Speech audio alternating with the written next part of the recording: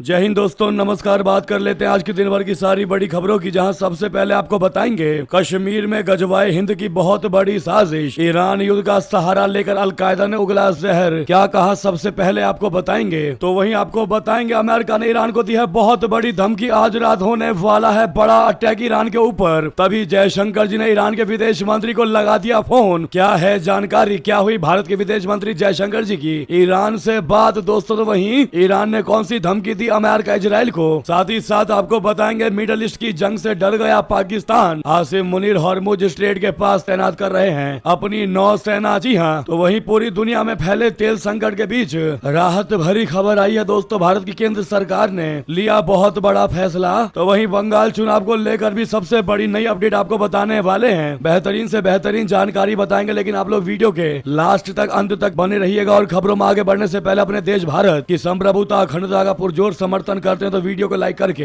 इस चैनल को सब्सक्राइब करके बेल आइकन दबा के कमेंट में जय हिंद अवश्य कहिएगा। बात करते हैं पहली सबसे बेहतरीन खबर की, जहां जम्मू कश्मीर में शांति को भंग करने के लिए आतंकी संगठन अलकायदा अब एक नई और खतरनाक चाल चल रहा है। दोस्तों al Qaeda in the sub continent बोले तो अक्वीज ईरान के खिलाफ चल रहे वैश्विक युद्ध और तनावपूर्ण माहौल का इस्तेमाल घाटी के युवाओं को भड़काने के लिए कर रहा है। सुरक्षा एजेंसियों को मिली जानकारी के अनुसार आतंकी संगठन इस युद्ध को एक सोची समझी साजिश के तहत इस्लाम के खिलाफ जंग बता रहा है। उसका मुख्य मकसद कश्मीर को आतंकवाद और जिहाद का नया केंद्र बनाना है। इंटेलिजेंस ब्यूरो के अधिकारियों का कहना है कि ये संगठन अंतरराष्ट्रीय स्थितियों का फायदा उठाकर कश्मीर में अपनी खोई हुई जमीन वापस पाने की कोशिश में जुटा है। अलकायदा अपनी नई साजिश के तहत कश्मीर को एक वैश्विक युद्ध के मैदान बोले तो थिएटर के रूप में पेश कर रहा है। संगठन ने अपनी हालिया प्रचार सामग्री में भारत के साथ साथ अमेरिका, इजराइल, ब्रिटेन, फ्रांस और स्पेन को इस्लाम का साझा दुश्मन करार दिया है। अक्वीज का कहना है कश्मीर के युवाओं को इन देशों के खिलाफ एकजुट होना चाहिए। वो चाहता है कि गजवाए हिंद यानी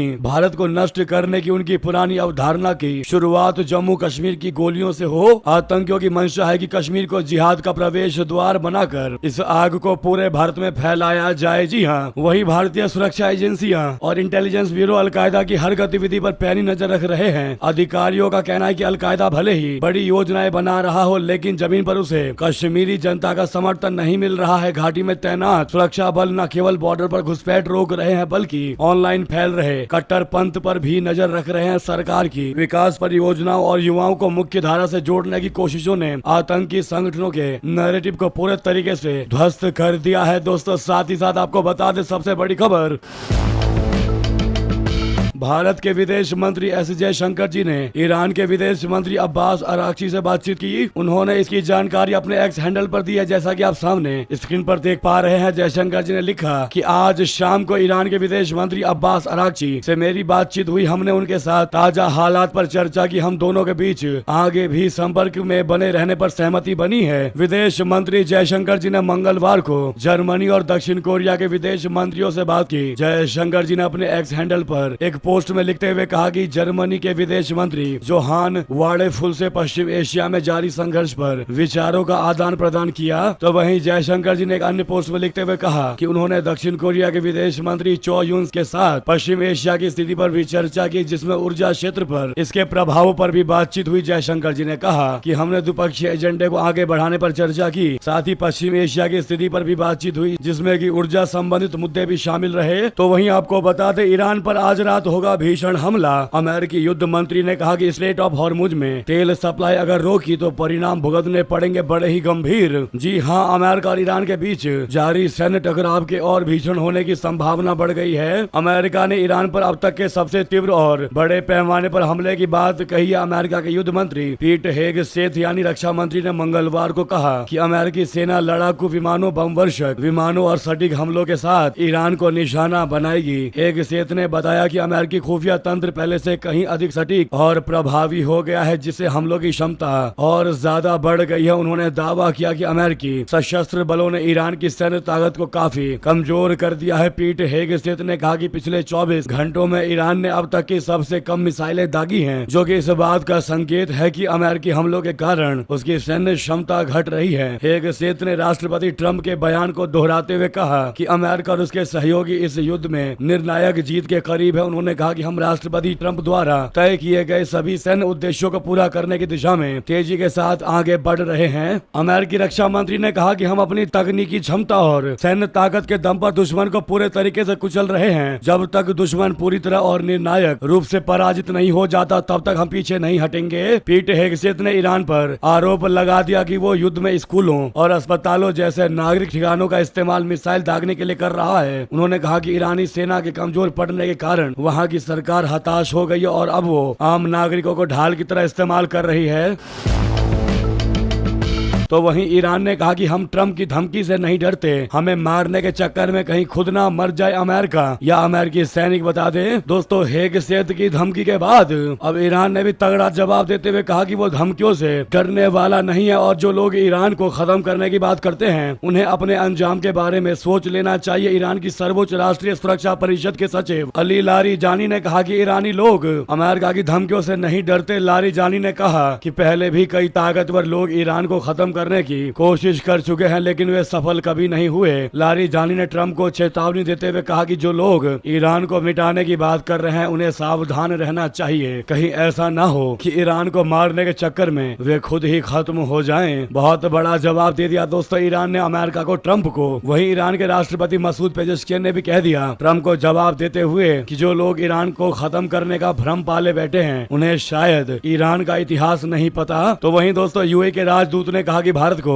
नजरअंदाज नहीं कर सकता ईरान। पीएम मोदी की अपील का अंतर्राष्ट्रीय स्तर पर बड़ा है प्रभाव। जी हां, भारत में संयुक्त अरब अमीरात के राजदूत अब्दुल नाजिर जमाल अल शाली ने कहा है कि वेस्ट एशिया में बढ़ते संघर्ष के बीच भारत की आवाज बेहद महत्वपूर्ण है और ईरान नई दिल्ली को नजरअंदाज बिल्कुल भी करने का जोखिम नहीं उठा सकता या नहीं उठाएगा। नई दिल्ली में एएनआई को दिए इंटरव्यू में अल शाली ने ईरान के लगातार हमलों की आलोचना करते हुए कहा कि केवल कूटनीतिक बयान नहीं बल्कि जमीन पर ठोस कदम जरूरी है। राजदूत ने कहा कि यूएई किसी देश के बयानों से ज्यादा उसकी कार्रवाई को महत्व देता है। उन्होंने कहा कि हमने देखा है कि कूटनीतिक भाषा के बावजूद हमले जारी हैं। इससे साफ होता है कि केवल शब्दों से नहीं बल्कि ठोस और तुरंत कदमों से ही तनाव कम हो सकता है।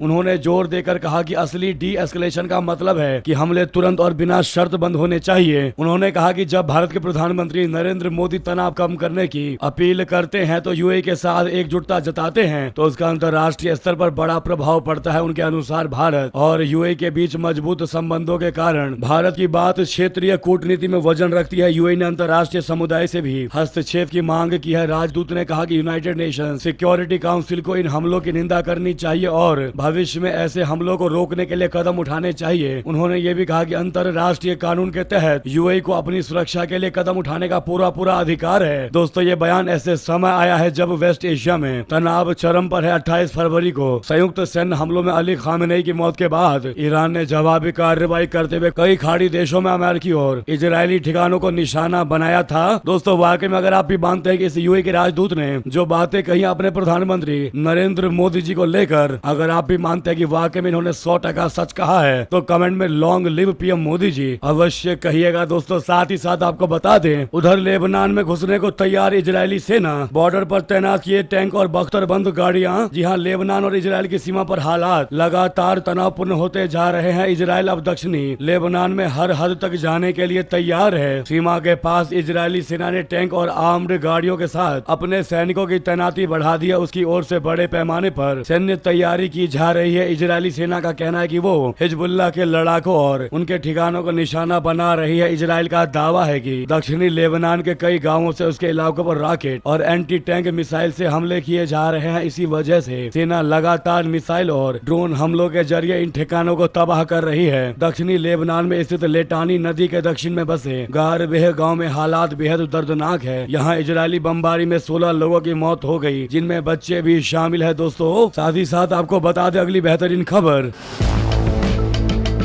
आखिरकार कौन है एशिया का बॉस? ईरान जंग में शांति दूत बनेगा चीन। पश्चिम एशिया में टेंशन पर वांग यी ने अमेरिका को दिया धमका। जी हां, चाइना ने पश्चिम एशिया में चल रहे महायुद्ध पर बड़ा बयान दिया है। बीजिंग में 14वीं नेशनल पीपुल्स कांग्रेस की अहम प्रेस कॉन्फ्रेंस हुई, जिसमें चीनी विदेश मंत्री वांग यी ने ईरान और मिडिल ईस्ट की स्थिति पर खुलकर बात की। उन्होंने कहा कि तथ्यों से ये साबित हो चुका है कि चाइना हमेशा क्षेत्रीय सुरक्षा के लिए एक स्थिरकारी शक्ति, विकास व समृद्धि का प्रेरक और एशियाई साझा मूल्यों का पालन करने वाला वाला देश रहा है, इसमें हमें इस भूमिका को निभाने में प्रसन्नता है और हम भविष्य में इस दिशा में और अधिक प्रयास करने के लिए तत्पर हैं। वांग यी ने कहा कि इस क्षेत्र में राजनीतिक परिस्थितियां अक्सर बदलती रहती हैं और देशों के बीच अभी भी कुछ जटिल और संवेदनशील ऐतिहासिक मुद्दे हैं, लेकिन अच्छे पड़ोसीपन और मित्रता का मूल सिद्धांत नहीं बदला है। सहयोग और उभय जीत की सामान्य दिशा भी नहीं बदली है। चीन जो है वो पड़ोसी देशों के साथ अच्छे संबंध कायम रखते हुए सुरक्षा और समृद्धि वाली नीति का पालन करता है, मैत्री, ईमानदारी, पारस्परिक लाभ और समावेशिता के सिद्धांतों का अभ्यास करता है। साथ ही साझा भाग्य वाली अवधारणा, खुले क्षेत्रीयवादी और वास्तविक बहुपक्षवाद की वकालत करता है, जो कि आसपास क्षेत्र में शांति और स्थिरता बनाए रखने में एक महत्वपूर्ण कारक है। दोस्तों, तो वहीं आपको बता दें, उधर चीन का दोस्त पाकिस्तान मिडल ईस्ट की जंग से डरा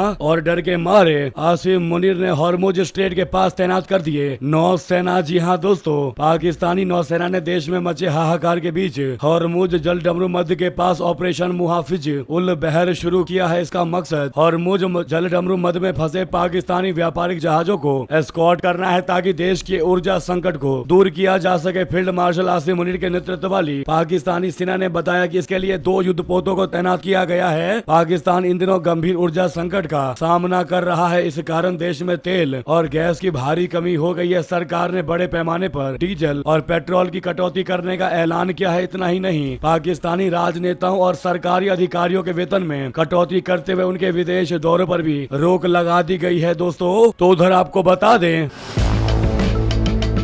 साथ में पाकिस्तानी पीएम शहबाज शरीफ ने मौजतबा को बधाई की चिट्ठी भेजी, जिसमें अली खामेनेई के मौत को बताया शहीद। साथ में मुस्लिम उम्माह की भी दी दुहाई। जी हाँ, पाकिस्तान ने अमेरिकी और इजरायली हमले में मारे गए ईरान के सर्वोच्च नेता अली खामेनेई की मौत को शहादत बताया है। पाकिस्तान के प्रधानमंत्री शहबाज शरीफ ने मौजतबा खामेनेई के ईरान के सर्वोच्च नेता बनने के लगभग 24 घंटे बाद उन्हें बधाई संदेश भेजा है। पाकिस्तान के संदेश में मुस्लिम उम्माह का जिक्र है और उसने ईरान को शांति और स्थिरता की ओर ले जाने में ईरान को मदद करने की बात कही है। दोस्तों, पाकिस्तान के प्रधानमंत्री शहबाज शरीफ ने ईरान के नए सुप्रीम लीडर मौजतबा खामेनेई को एक लेटर भेजा है। इसमें उनके पिता की मौत पर दुख जताया गया है और उन्हें नई कई जिम्मेदारियां संभालने के लिए बधाई भी दी है। ईरान के सरकारी टीवी ने सोमवार को बताया कि मरहूम supreme leader Ayatollah Ali Khamenei के बेटे मौजतबा को 88 सदस्यों वाली एक्सपर्ट्स की असेंबली ने उनका उत्तराधिकारी बनाया है। ये असेंबली नए सुप्रीम लीडर को चुनने के लिए जिम्मेदार है। मौजतबा के पिता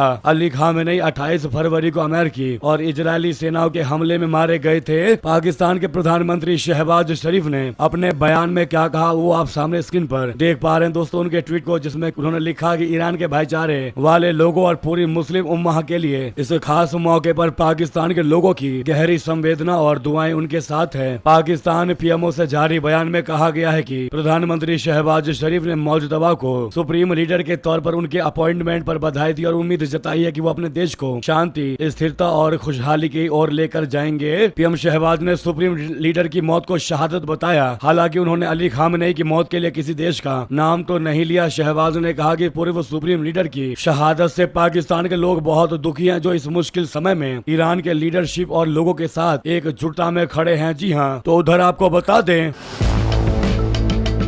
चीन की पीठ में छुरा घोंप रहा पाकिस्तान। अफगानिस्तान में चीनी प्रोजेक्ट पर हमले करवा रही आईएसआई। जी हां, अफगानिस्तान के एक प्रमुख सुरक्षा विशेषज्ञ ने पाकिस्तान की खुफिया एजेंसी पर गंभीर आरोप लगाए हैं। अफगान इंटेलिजेंस एनालिस्ट और आतंक रोधी विशेषज्ञ अजमल सोहेल ने एक जानी मानी अंतर्राष्ट्रीय मैगजीन को दिए विशेष साक्षात्कार में कहा है कि पाकिस्तान की खुफिया एजेंसी इंटर सर्विसेज इंटेलिजेंस यानी आईएसआई अफगानिस्तान में चीन के बुनियादी ढांचे और निवेश परियोजनाओं को निशाना बनाने की गतिविधियों में कथित तौर पर शामिल हैं। Counter narco terrorism alliance Germany के सह संस्थापक और सह अध्यक्ष सोहेल ने इस बात पर जोर दिया कि यह कदम इस्लामाबाद की इस चिंता को दिखाती है कि काबुल के साथ बीजिंग का बढ़ता जुड़ाव, जिसमें माइनिंग ऑपरेशन से लेकर विदेशी निवेश और संभावित ट्रांजिट कॉरिडोर शामिल है, पाकिस्तान के भू राजनीतिक दबदबे को सीमित कर सकती है। दोस्तों, साथ ही बता दें, भारतीय बंदरगाहों पर तक पहुंची ईरान इजराइल जंग की लहर। समुद्र में फंसी गल्फ जा रही 2000 कारें। जी हाँ, पश्चिम एशिया में चल रहा संघर्ष अब भारतीय पोर्ट पर भी असर डाल रहा है। दोस्तों, हालात इतने ज्यादा गंभीर हो गए हैं कि जहाजों का रास्ता बदला जा रहा है और पूरे एक्सपोर्ट प्लान में रुकावट आ रही है। ताजा मामला लगभग 2000 कारों से जुड़ा है जो खाड़ी देशों के लिए जानी थी, लेकिन अब उन्हें चेन्नई पोर्ट पर वापस लाना पड़ सकता है। इसका मतलब है कि भले ही युद्ध का मैदान भारत से दूर है, लेकिन इसका असर भारत के एक्सपोर्ट और व्यापार पर पड़ रहा है। ईरान, इजराइल और अमेरिका के बीच ये युद्ध खास तौर पर ऑटोमोबाइल और टेक्सटाइल एक्सपोर्ट पर असर डाल रहा है। स्ट्रेट ऑफ हॉर्मुज और पर्शियन गल्फ से गुजरने वाली सप्लाई चेन बाधित है। तनाव की वजह से समुद्री रास्ते बंद है, जहाजों की आवाजाही ठीक से नहीं हो पा रही है। इस वजह से सामान दूसरे देशों तक नहीं पहुंच पा रहा है। जहां पहुंच भी रहा है वहां बहुत ज्यादा स्पीड लो है, जिसकी वजह से भारतीय एक्सपोर्ट प्रभावित हो रहा है। कार के अलावा बड़ी संख्या में कंटेनर देश की अलग अलग बंदरगाहों पर फंसे हुए हैं। इन कंटेनरों की तादाद करीब 38,000 बताई जा रही है। दोस्तों, बंदरगाहों पर कितना सामान अपना फंसा हुआ है अगर उसकी बात करें तो यूं समझ लीजिए कि बासमती चावल 4 लाख टन की संख्या में फंसी है। वहीं ताजे अंगूर, प्याज, केला, अनार, फ्रोजन बफेलो मीट, कुल मिडल ईस्ट बाउंड कंटेनर, ये सामान फंसे हुए हैं। इसी बीच जो सबसे बड़ा सवाल है वो ये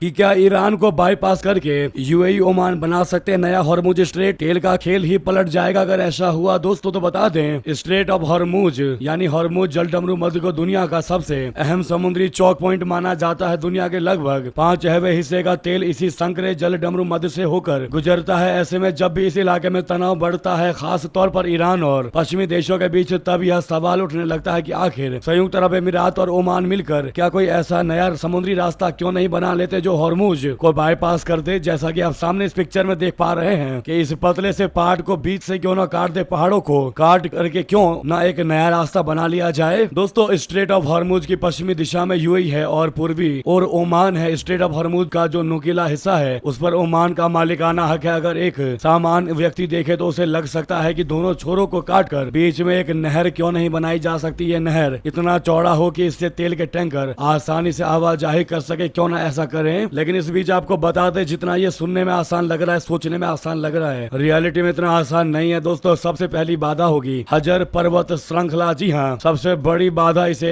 आप भूगोल की मान सकते हैं। फारस की खाड़ी मूल रूप से एक बंद समुद्री खाड़ी है जिसका प्राकृतिक निकास सिर्फ हॉर्मुज से ही होता है। यूएई और ओमान के बीच जो जमीन है वहाँ ऊंची और कठोर चट्टानों वाली हजर पर्वत श्रृंखला फैली हुई है, जिसको काटना मुश्किल ही नहीं नामुमकिन है। फिर दूसरी बात आती है दोस्तों गहराई। हम इतनी गहराई भी नहीं दे सकते इस नहर में कि बड़े बड़े कंटेनर, बड़े बड़े जहाज आसानी से गुजर सके, तो ये पूरे तरीके से नामुमकिन है। दोस्तों, वहीं आपको बता दें,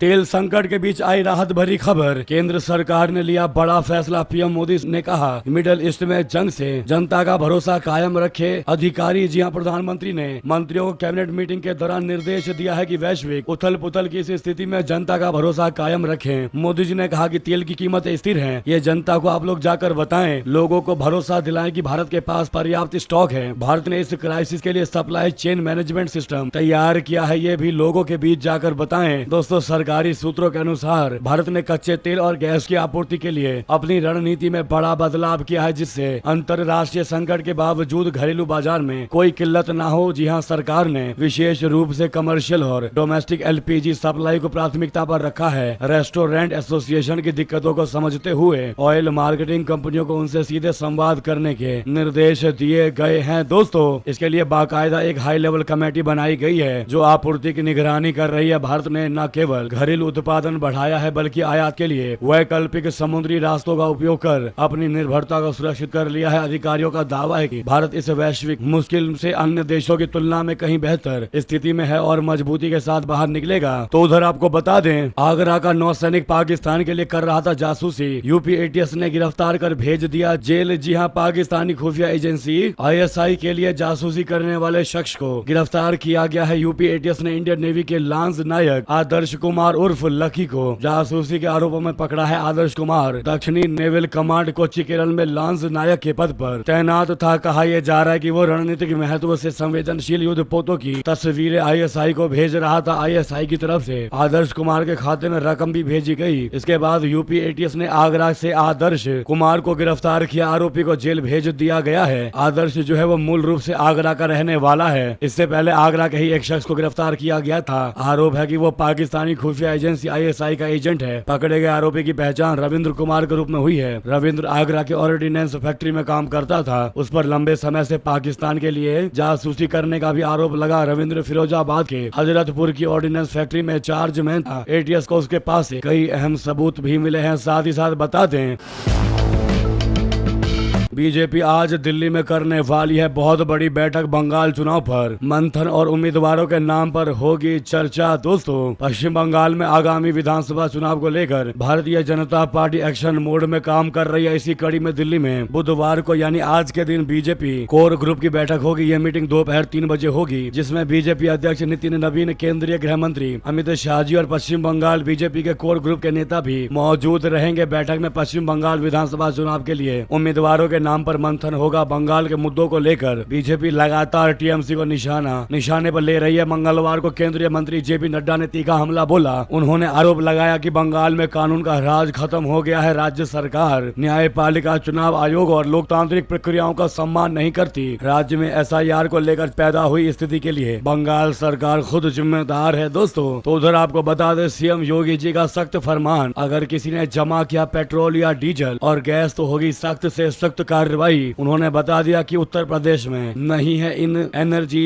की कमी। जी हां दोस्तों, मुख्यमंत्री योगी आदित्यनाथ जी ने मंगलवार को आगामी पर्व त्योहारों, उत्तर प्रदेश पुलिस भर्ती परीक्षा तथा अन्य महत्वपूर्ण आयोजनों के दृष्टिगत कानून व्यवस्था एवं प्रशासनिक तैयारियों की समीक्षा की। साथ में उन्होंने हालिया वैश्विक परिस्थितियों के परिप्रेक्ष्य में पेट्रोल डीजल की उपलब्धता जानने के बाद कहा कि प्रदेश में कहीं भी पेट्रोल और डीजल की कमी नहीं है, आपूर्ति और वितरण सामान्य है। अधिकारियों से कहा कि कहीं भी किसी भी प्रकार की घबराहट या कृत्रिम संकट की स्थिति न बनने पाए। सीएम ने खाद्य एवं रसद विभाग के अधिकारियों को निर्देश दिए हैं कि आमजन को किसी भी प्रकार की असुविधा न हो। अधिकारी फील्ड में उतर कर निरीक्षण करते रहें। जमाखोरी और कालाबाजारी पर कड़ी निगरानी रखी जाए। किसी भी प्रकार की अनियमितता पाए जाने पर दोषियों के विरुद्ध सख्त से सख्त कार्रवाई की जाए। जी हाँ, साथ में आप लोग इस वीडियो को लाइक करके चैनल को सब्सक्राइब करके बेल आइकन दबा के कमेंट में जय हिंद अवश्य कह दीजिएगा। मिलते हैं आप अगली बड़ी खबर में। यहाँ तक बने रहने के लिए आप सभी का बहुत बहुत धन्यवाद, बहुत बहुत आभार। जय हिंद, जय भारत।